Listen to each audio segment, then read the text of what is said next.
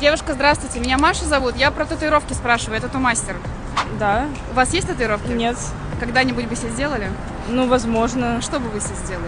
Какое-нибудь растение, наверное. А что бы точно никогда не сделали? Не знаю, какая-нибудь надпись, наверное. Мало ли, Ага. потом я поменяю отношение к чему-то. Или, например, имя человека какого-то. А у ваших друзей есть какие-то вот татуировки, которые они сделали и пожалели? Есть у меня в школе подруга, она сама себе просто сделала татуировку. И это получилось не очень, как просто такое пятно на ноге. Что она это сделала как протест маме, потому что ей мама не разрешала сделать татуировку, и она сама себе как-то сделала. И... Ничего страшного, хотя как бы, ни хуя себе. Отношения улучшились у нее с мамой или ухудшились после этого? Ухудшились, конечно.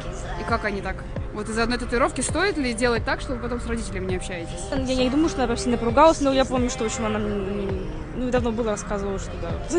Не очень произошло. Да. Спасибо вам большое. Вы так прекрасно выглядите, вы не могли вас в этом берете не снять. Спасибо. До свидания, хорошего дня. Спасибо.